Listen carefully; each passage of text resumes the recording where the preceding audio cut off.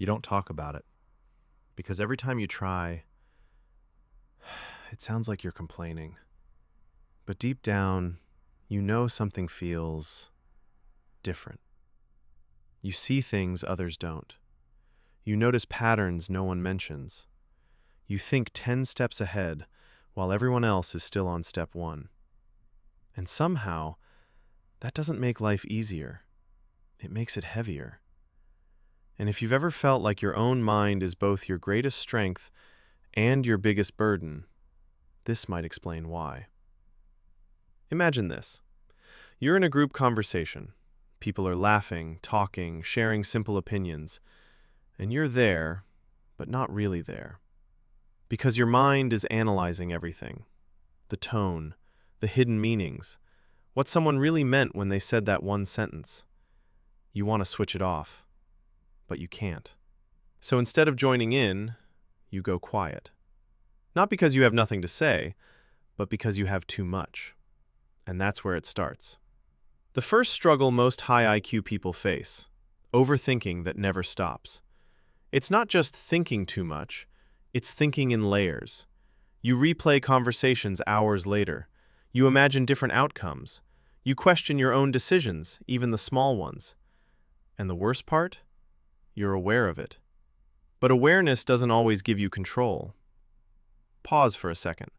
How many times have you ruined your own peace just by thinking too deeply? The second struggle, feeling misunderstood.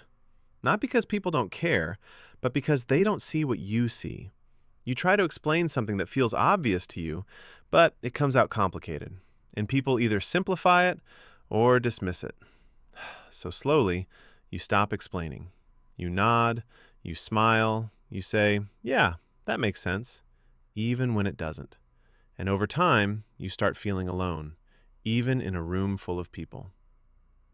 Third struggle. You get bored easily. Not because you're lazy, but because your brain craves depth. Surface-level conversations drain you. Repetitive tasks feel suffocating. Small talk feels like noise. You want meaning. You want stimulation. You want something that makes your mind come alive. But the world isn't always built for that. So you adapt. But inside, you feel restless, like you're meant for more, but you don't know where to find it. Fourth, you struggle with perfectionism. Not the kind people admire, the painful kind.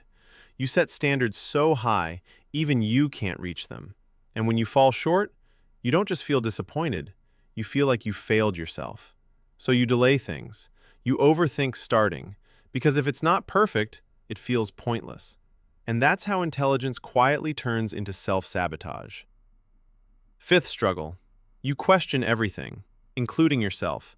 Every belief, every decision, every emotion.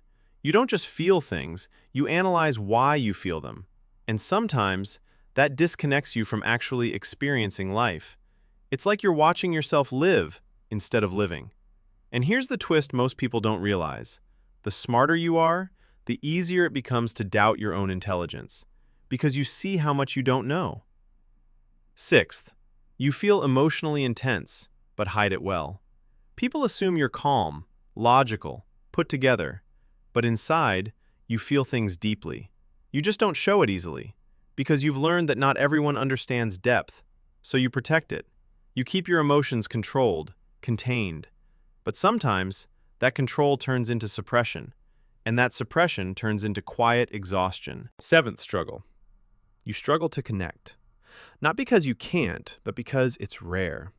You can talk to many people, but click with very few. You crave conversations that go beyond the surface.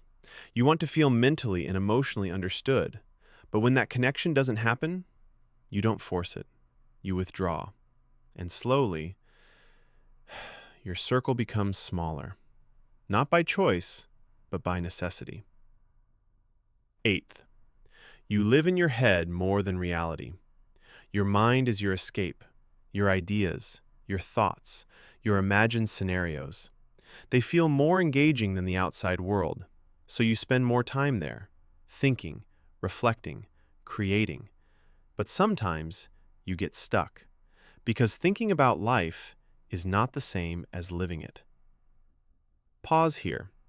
When was the last time you felt fully present without analyzing it? And finally, the ninth struggle. You carry silent pressure, not from others, from yourself, because you know your potential, and that knowledge feels like a weight.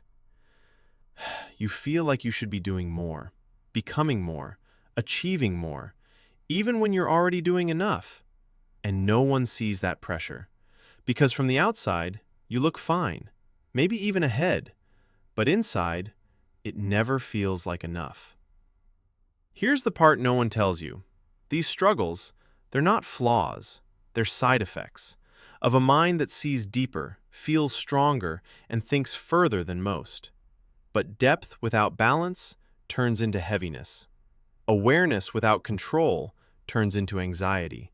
And intelligence without direction turns into frustration. The goal isn't to fix your mind, it's to understand it, to know when to think and when to let go, when to analyze and when to feel, when to push and when to rest. Because your mind isn't the problem, it's the way you've been carrying it. And maybe, just maybe, you don't need to be less of who you are. You just need to learn how to live with it differently. And that realization changes everything.